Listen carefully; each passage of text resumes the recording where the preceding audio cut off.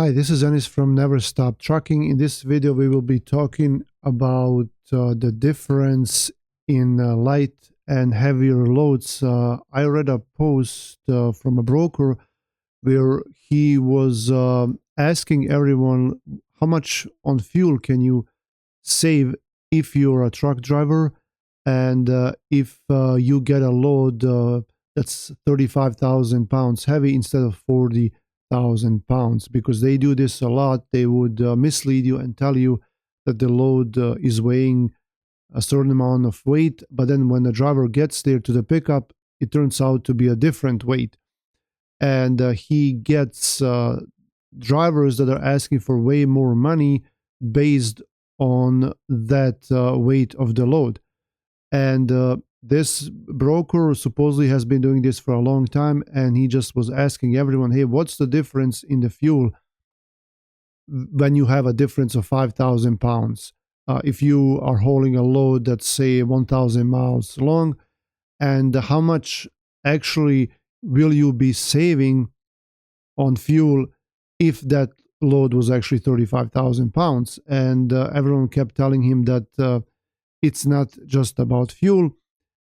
There are other factors, and he just couldn't grasp it because they don't know. Like, obviously, I can see that this guy has never been in a truck and doesn't know how that works. But here are 10 reasons why you can and you should ask for more money if the load is heavier. Now, keep in mind that in these markets, it's hard to get that money, and most brokers will just say no. It's like I got the whole truck, and this is what I'm paying, and they think that like $50 maybe will work, but there are drivers who are asking for way more, and they don't understand why. Also, keep in mind that there are drivers like here.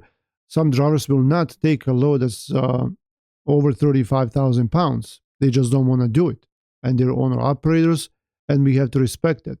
And imagine you book a load, it says 35,000 pounds, the broker tells you that, and you get to the pickup, turns out to be 40, right? So for some people, it's not big of a big deal, but some of them it is. So let's talk about these 10 things why this matters. The first thing is the truck is obviously using less fuel. I figured that based on a load that's 1,000 miles long, you can save between $40 and $70 on fuel. And that's not a lot, right? But there are other factors as well.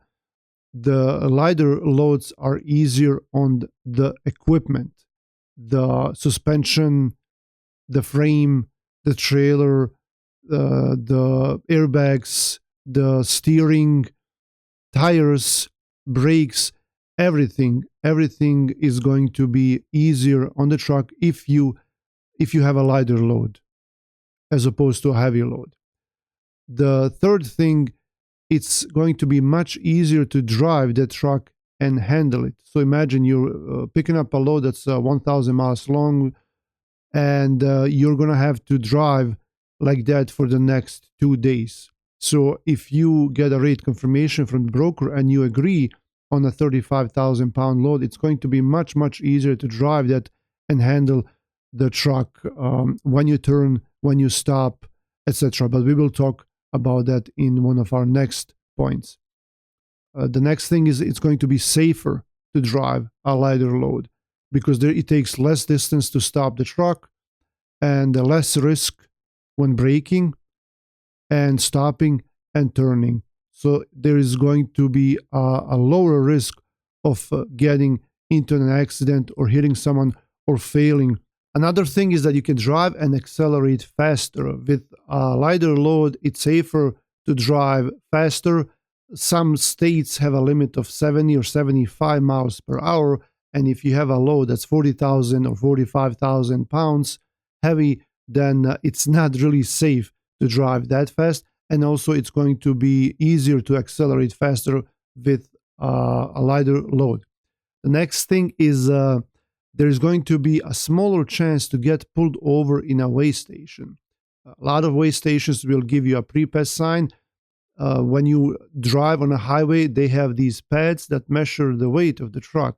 So if they see that the truck is under certain weight, they will just give you a green light or a pass sign, and you can just pass them. If you have a heavy load, then most likely they will pull you over in that weigh station, and there is a bigger chance of them looking at your truck, doing an inspection, finding something wrong, and costing you money.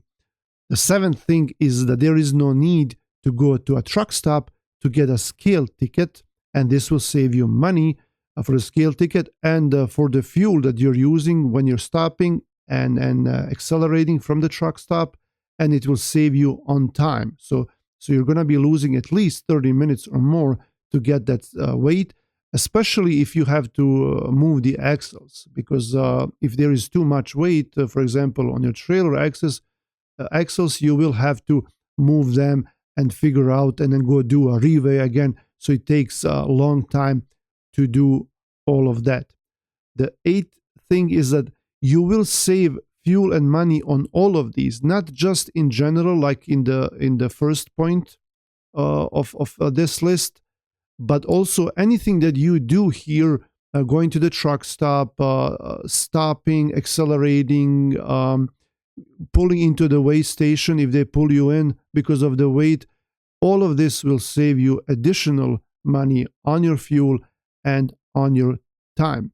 Now let's talk about legalities, because the broker, when you booked this load, the broker told you this load was certain weight, and that's part of the contract. Same as with the pickup times, locations, the rate itself, this is part of the contract. And you as a driver and as a dispatcher agreed to certain stipulations of this contract. Now the broker is breaking that contract, but they don't want to acknowledge that, because if they tell you one weight and you go to the shipper and they give you a different weight, you have to renegotiate and rewrite the agreement, because now this one thing has changed. But no, they just brush it down, and they still want you to take the load, coming up with a lot of excuses that we all heard. For example, no one else has complained. It's not going to be a much of a difference. We reserve the whole truck is ours, etc. And then the 10th thing is there is the principle of you as an owner-operator or a carrier, where you have certain standards. And if someone is lying to you or giving you misleading information or misrepresenting the information on the rate contract, then that's a problem, right? You have your principles, you know how to do business, and you're not going to take it from someone. Again, these markets are different. Now we have to do stuff that otherwise we wouldn't. So that changes everything. But in general, we should have some principles. And then again, if this broker didn't tell you the truth about the load in the beginning, what's going to happen down the road? Like, is the receiver going to be different? Did they lie about delivery times? Did they give you wrong pickup and delivery numbers? Are they going to be available if you have a problem when transporting this load? All of these come to mind, and I'm sure there are other reasons. Let me know in the comments if you think there are other reasons why we shouldn't take a load if they misrepresent this information. Now, just for your information, some brokers or some people will say, well, 5,000 pounds, that's not a big difference to a big truck that's designed to haul these heavy loads. And that could be true in one way if you're looking at it from their perspective, but there is another perspective. Let's say you're driving that truck and trailer empty. There is nothing in the truck. And if you put 5,000 pounds on that truck, it's probably gonna handle the same way, like 0 pounds on for the weight versus 5,000 pounds of the weight. So the truck is probably going to, for sure, handle the same way. Now, let's say you put 10,000 pounds. Okay, you might feel a little bit, 15, 20, 25. It's all light, right? So until you go up to like 35,000 pounds, whether you take off 5,000 pounds or add 5,000 pounds to like 30,000 pound load, or 1 or 2,000 pounds, it's not going to make much of a difference. But once you go above 35,000, once you put instead of 35,000, once you put 40,000 pounds on the truck, now this is where it makes a lot of difference. Now you will notice as a driver, and if you haven't driven a truck, and you won't know, but if you have, this is going to be a lot of difference for, about everything. Handling the truck, stopping, braking, accelerating, and the fact that you're probably going to get a scale ticket at this point.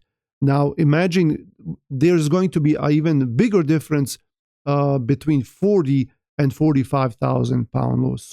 So yes, 5,000 pound loads, 5,000 pounds does not make a big difference if you're under 30,000 pounds. But once you go up above that, then it makes a big difference. Even 1 or 2,000 pounds at this point will make a big difference. If you're an owner operator, check out the description of this video. Let's work together. You can lease on your truck to us. You can bring your semi truck here. We will take care of you. Our dispatchers have on average 7 to 8 years of experience. And I also have trucking experience, so you will be in good hands. Call me, text me, or check out our website in the description of this video. Have a great day.